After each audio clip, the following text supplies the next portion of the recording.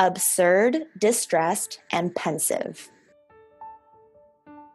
You are listening to The Brave Files, real stories from people living courageously. You can listen to the show anywhere you enjoy podcasts, and we'd love for you to subscribe, rate, and give a review on Apple Podcasts. It really does make a difference, and we appreciate it. Now here's your host, Heather Vickery. Hi, everybody. It's Heather Vickery. Welcome to The Brave Files. Really glad to have you here with me today, as I am every week. Today, we welcome a woman that I've had the pleasure of getting to know over the last several months. Elaine joins us today to talk about living in a really toxic work environment and eventually using that experience to get out of it and build a really strong business on her own. And I'm excited to share this story. I like the way she tells this. It's something we don't talk about a lot. Elaine, welcome to the show. Thank you so much for having me, Heather. This is literally the best opportunity ever. Well, thank you. I'm glad you're a fan. I love that. So I'm excited to have you here. And you are now known affectionately as the LadyBossBlogger. And we'll get to that in just a minute. But before you were the queen of blogging, tell us a little bit about what you did and what that environment was like for you. Yeah. I was actually in the wedding industry and I had worked my butt off trying to get, through the ranks and basically landed a job as the national wedding sales manager for a global company. And it was definitely it was honestly a dream job and it was really awesome. But the work environment was really hostile. And actually, I didn't even realize that it was hostile until I tried to get out of it. So basically, one day my fiance calls from overseas and he tells me that his brother has actually been missing. And so I was concerned, but I wasn't at that time super worried yet because, you don't have to worry until you really have to worry, right? Right. But then the next call I get, he basically told me that he had found his brother's body and his brother had been murdered. Oh my goodness. And so I immediately told my boss and I was like, hey, can I go see him? Obviously it's overseas. And honestly, I had worked overseas before too. So it wasn't like a huge deal, but he said no. And so your boss said you couldn't take off time to go be with your fiance whose brother was just murdered. Correct. So I thought immediately, I was like, all right, I got to get out of this situation because family comes first always. And so basically I tried to quit. And he wouldn't let me quit. He started, basically he threatened me and said that if I left, he would no longer, quote unquote, be able to protect me. And I didn't know exactly what that meant.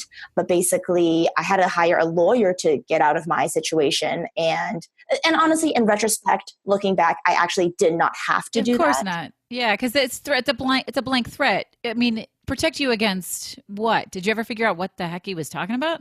He was talking about proprietary information, which I had created for the company, which of course I gave all of it back, and I had nothing, I didn't want anything to do with it. I wasn't even interested in the wedding industry anymore, even after this experience, you know what I mean? So got out of that situation, moved overseas, packed all my bags, and like 2 suitcases and landed in sunny Honduras the very next day and realized I didn't have a job. I didn't have any plan. And it was a very spontaneous decision and honestly, very, very hard.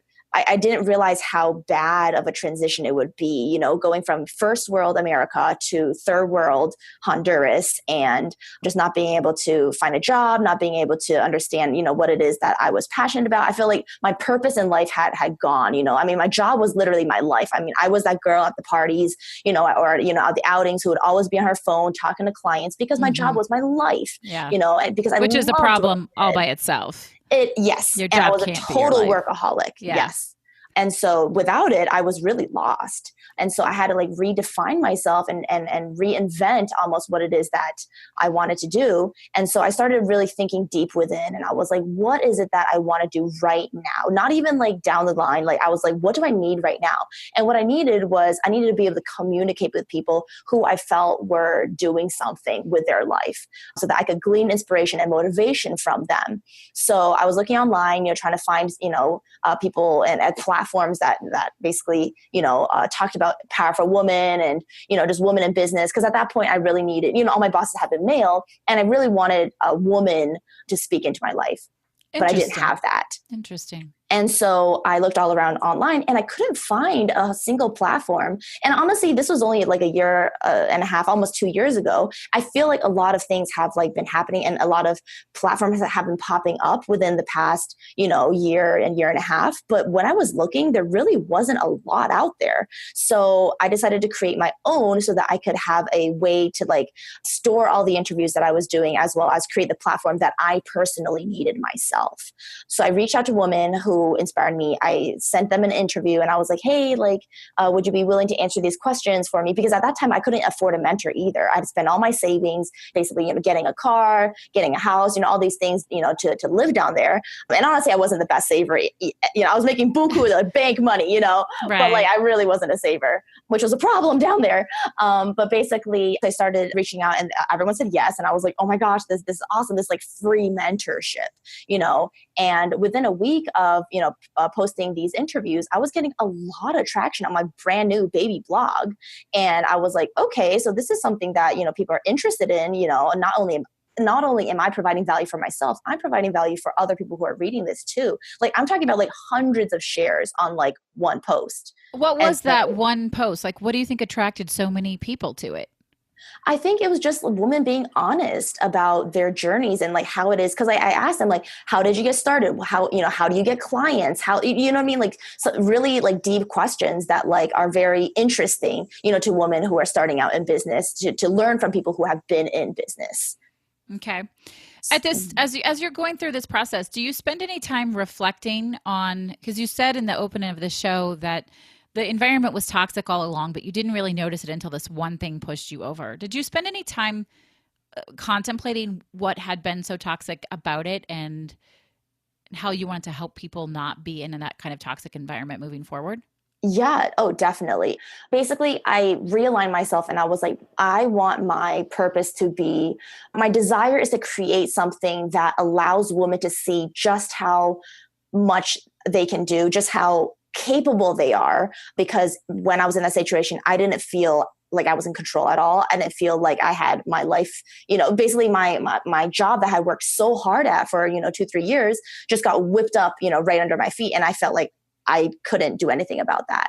I wanted women to know that there were options for them, as well as other women who were basically making it for themselves and showcasing those women. Like media is the way I really think of how you can change the world, because whatever is in the media is normally, it becomes mainstream and then it becomes something that you latch onto. I feel like, just within the past few years, women empowerment has seriously surged. And I feel like, you can feel the energy in the air. Sure, absolutely. Yeah, and people are paying attention.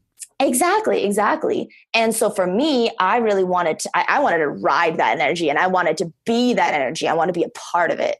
And that's kind of how I decided to do it.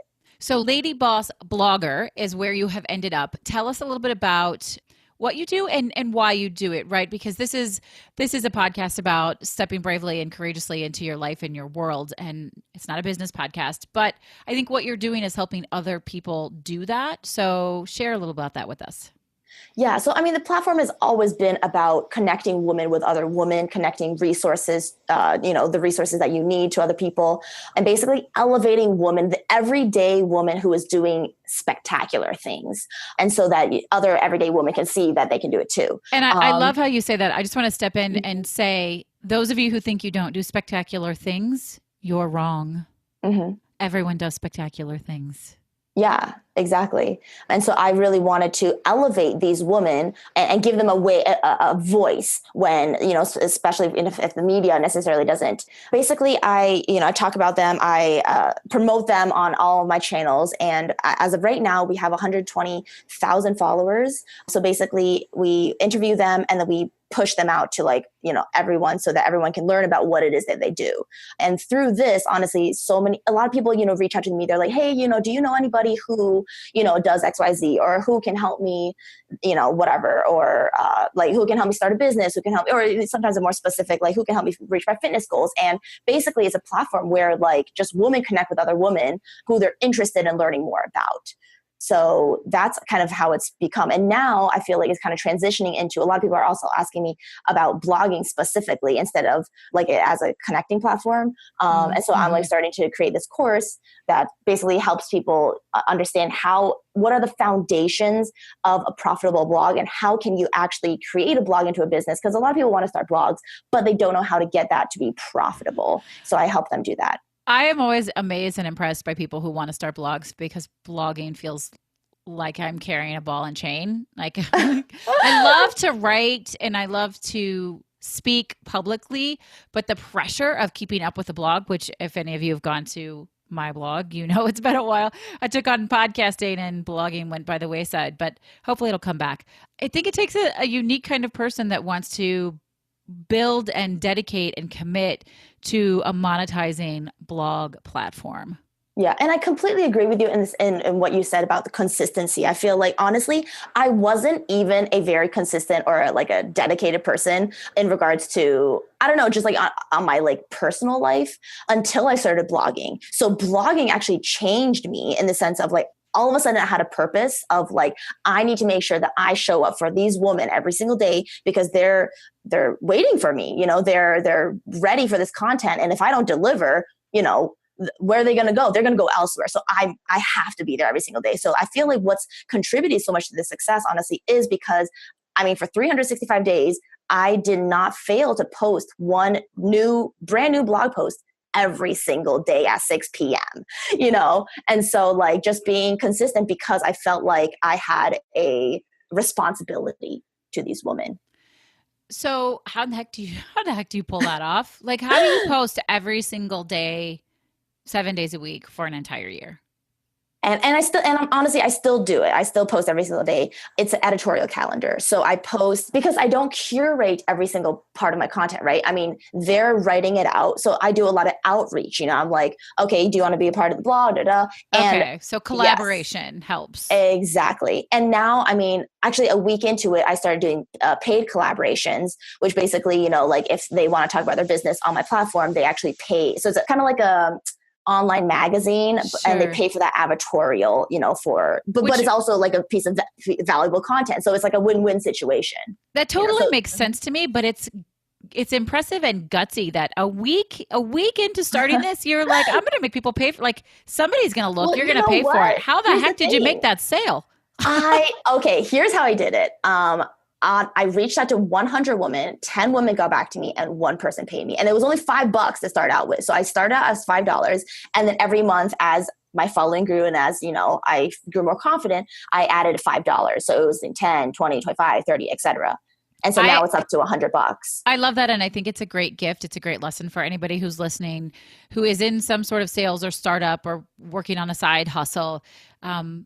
It doesn't have to be big to start with. Start with something that people are willing to accept and grow from there as your experience and the value grows.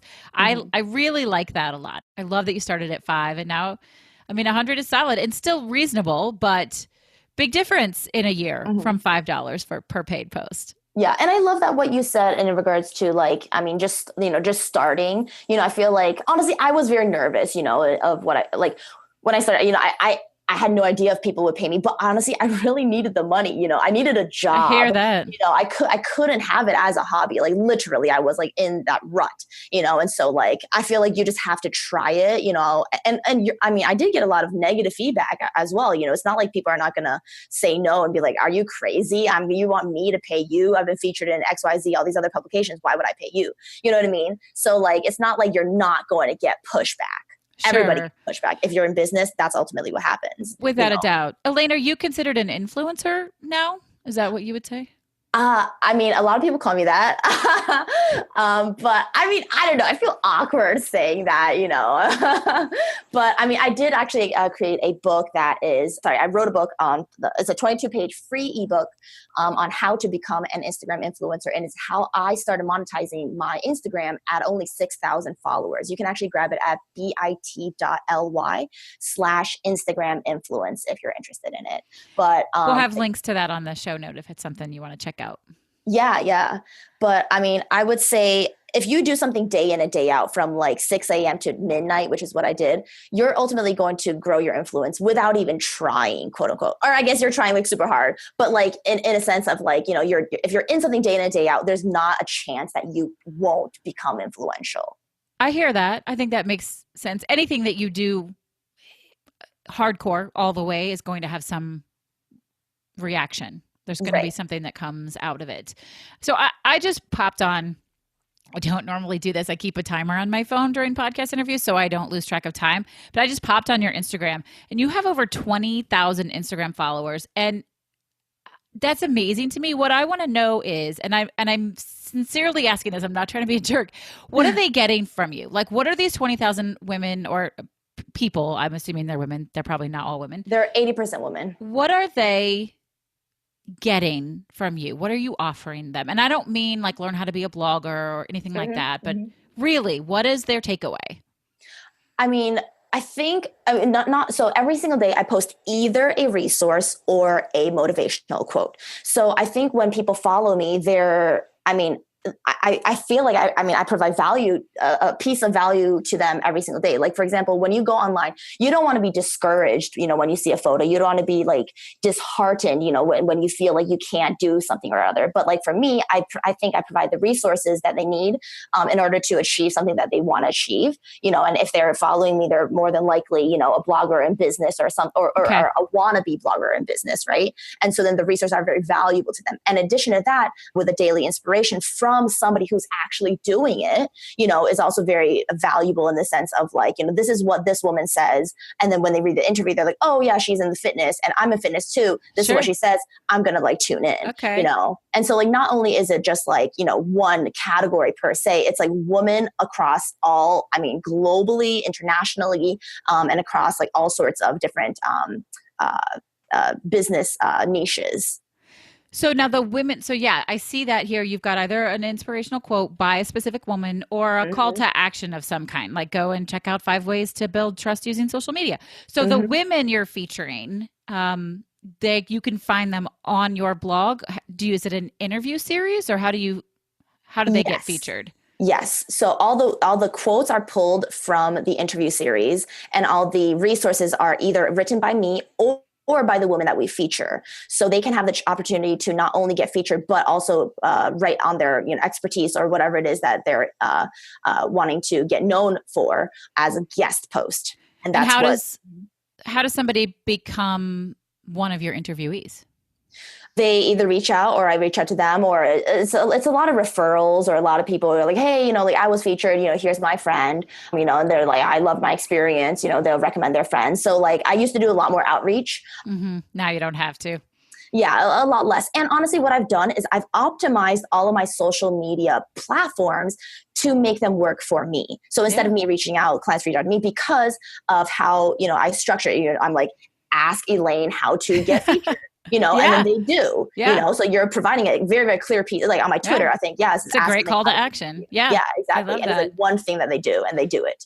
So moving to Honduras to deal with a tragedy. And I believe if I'm correct, you got married while you were there. Is that correct? Yes. Very exciting. Congratulations. Thank you. And starting this, like completely scrapping the career that you had built that was all consuming, starting this from nothing to having all of these followers and all of this engagement. Did that feel brave to you at the time? Does it feel brave looking back? It feels brave looking back, but honestly, how I did not feel brave at all. And I still don't. I feel like I do things even though I'm scared, but I still do them because out of necessity or out of, Well, bravery it's not the same as fearless. Bravery is greater than fearless. Okay. I guess I don't really understand it, but I just know that for me, I never really feel super brave. I just like do it anyways. And that is the whole point, my dear. I was actually even had a t-shirt made that says brave is greater than fearless, right? Because we live with fear. Fear is a real thing. And it's necessary. Sometimes it's fight or flight. Sometimes it keeps us alive. Sometimes it keeps us down. I have an entire speaker topic on So What Do It Scared, which is exactly what you just said. Like I feel it. I just keep doing it. And to me, that's the epitome of bravely forging on, right? And not letting it shut you down. You didn't You didn't stay in a job you hated. You didn't accept something that was unacceptable, and you created and built something new. So I love it. I think that's awesome.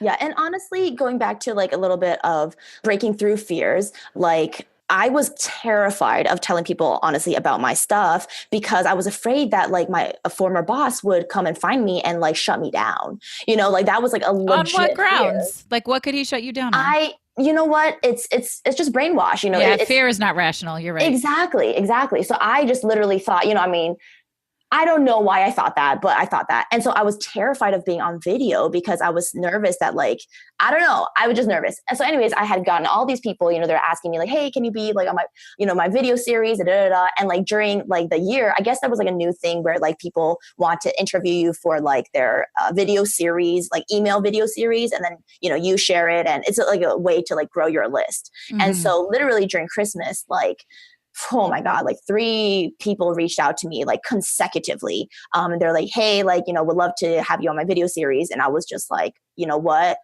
I'm terrified, but I'm going to do this. Like, I have to, I was like, I have to break out of this fear somehow.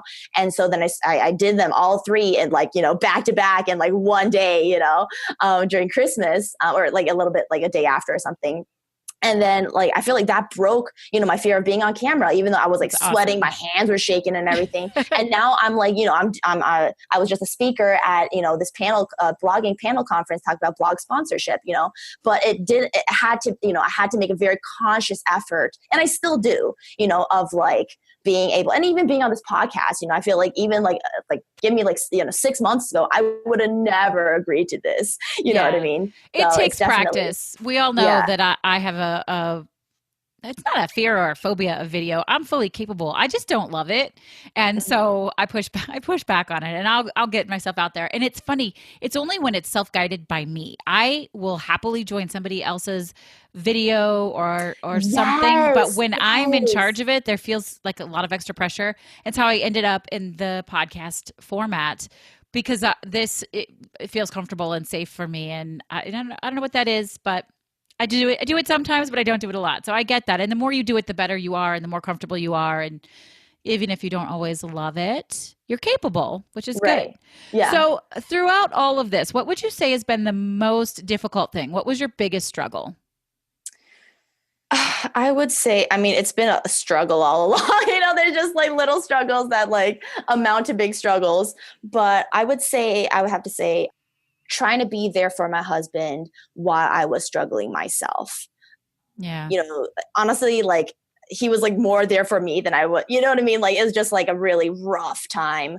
And I feel like we've gone through so much transition. Like not only did we like, get married, and that's a transition, we also, moved back to the States, right after we did. And so like all these things, and, with his whole visa thing, and like, we're just trying to get everything together, it's just been constant transition. So I feel like just being in transition while still trying to maintain a business has definitely been the biggest struggle. And how I've maintained that and I guess pushed through is having a very rigorous schedule. Like every single day, like I just setting routines, right? Like every day, I wake up around like 7:30 or 8.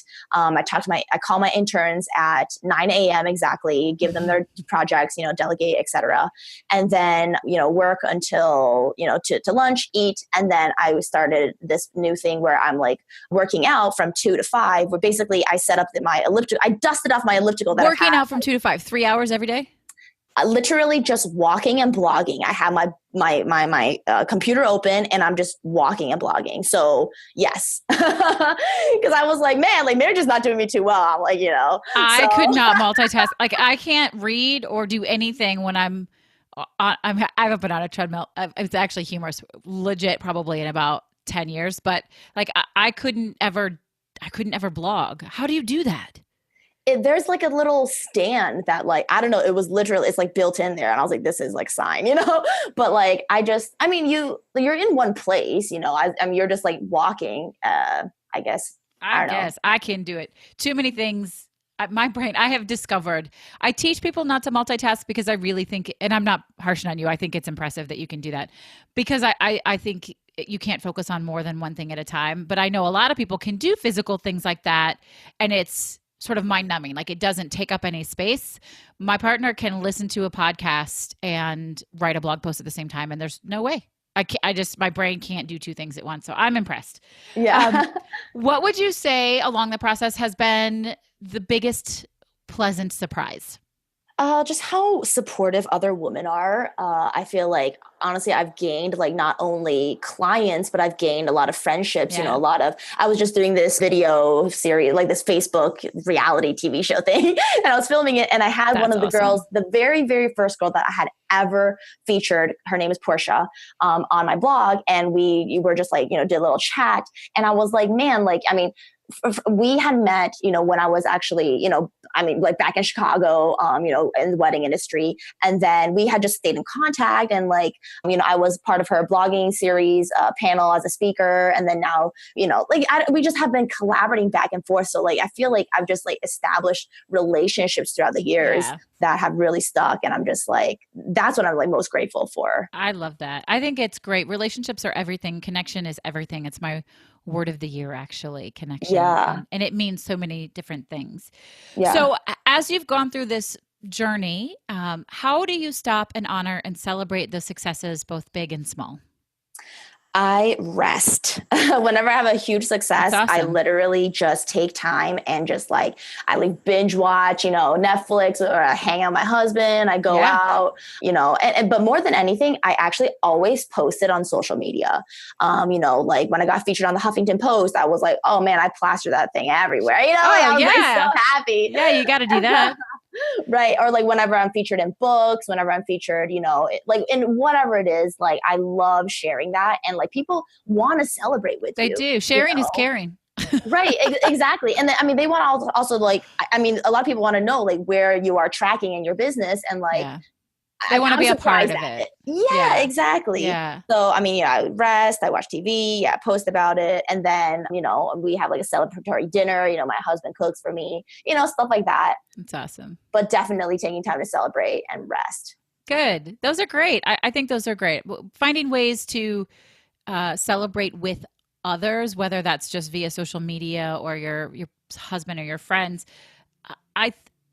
I think that joy multiplies. And so there's so much of a gift in that. So as we come to the close of this show, I get to ask my favorite question, which is, what is your favorite charitable organization to support?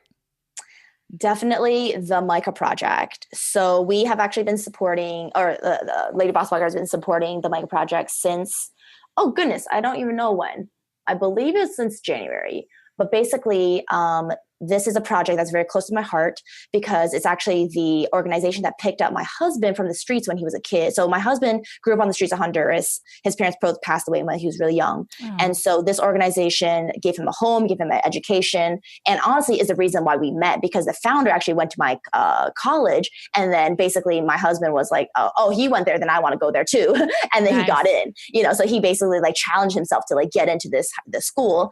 Yeah, as I said, it's a home for street boys specifically in Honduras. And why I started giving back to this organization was once in January, I had a call with a business mentor, and he just asked me one thing. I was I had all these ideas that I spewed out, and I was like, oh, this is what I want to do this year. Da, da. And he's like, okay, so how is this helping the world? Yeah. And I was like, wait, I thought I just told you I'm helping, female entrepreneurs and bloggers, da, da. He's like, no, how is this helping not yourself, not your family, not your friends? How is this helping the world? Yeah. And I was like, oh, all of a sudden my mind was blown, and I was like, I'm thinking so small, so that night, I literally couldn't sleep. And I was like, you know what, I got to dedicate my blog to this charity, and that's what I have to do. And ever since then, we've been supporting them. And honestly, I just got a t-shirt from them. It was super cute, and a little note. They're like, oh, thank you so much for your monthly donations. It's helped us be able to stabilize our objectives, and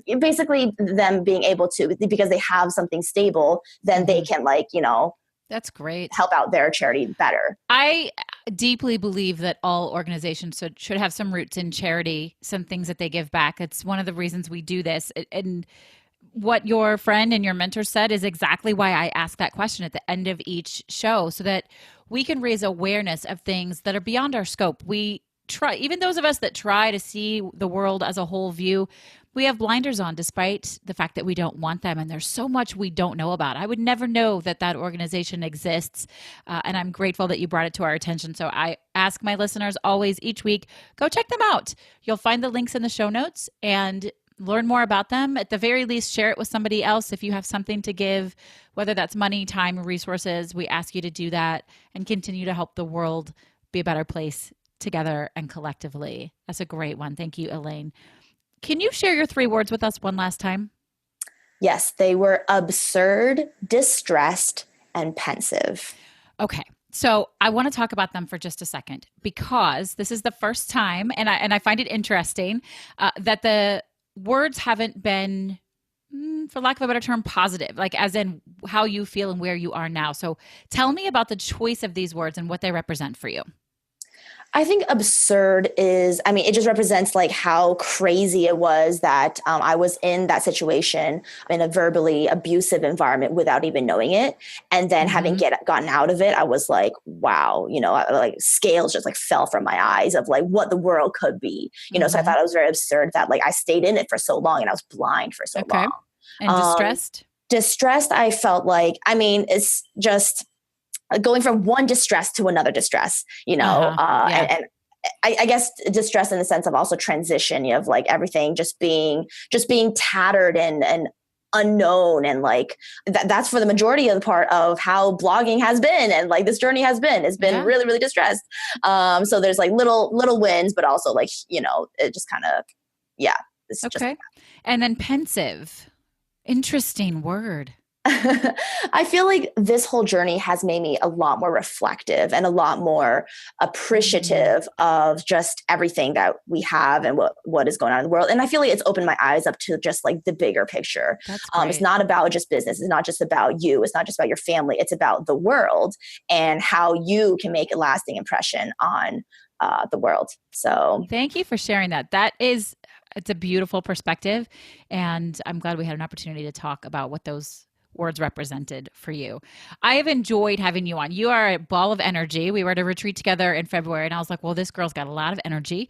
But I think that your stamina for building this business and how it has become so big is such a wonderful motivation and inspiration for people, not just women, but people out there who want to try and grow something new. Stick to it. I love the lesson of start small, but ask, right? Like don't just sit back and don't just assume. Go out and go after it. And it doesn't matter if it's a tiny chunk to start off with. Get the ball rolling. It's such a lovely gift. Elaine, thank you so much for being here with us. Thank you, Heather. This was awesome. All right, everybody. That's it for today's episode. I look forward to seeing you next Thursday. Thank you, as always, for being on this journey with me. I don't have a show without you. And this is Heather Vickery reminding you, as always, to choose bravely. Today's show was brought to you by Audible. Audible is offering our listeners a free audiobook with a 30-day trial membership. Just go to audibletrial.com/thebravefiles and browse their unmatched selection of audio programs. Download a title of your choice for free and start listening. It's that simple. Just head to audiotrial.com/thebravefiles.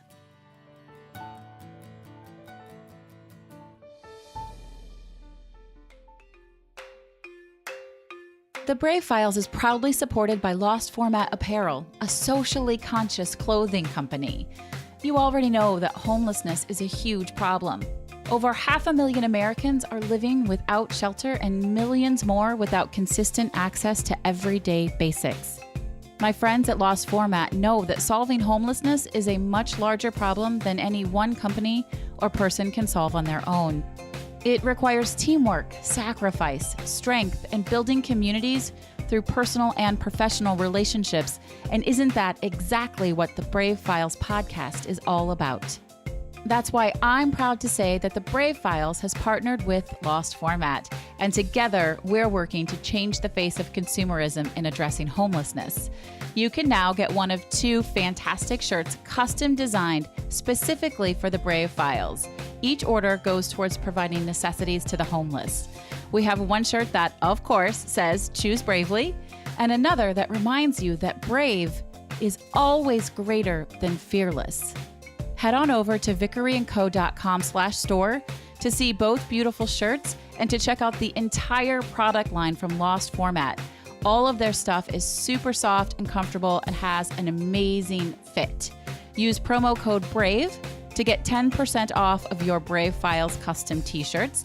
And if you have an order over $30, your shipping is free. I choose bravely to take the plunge to help solve homelessness. Are you with me? Thank you for listening to The Brave Files. Be sure to visit thebravefilespodcast.com to access the show notes and discover fantastic bonus content. Music composed and produced by Matt Lewis of Union Music, LLC.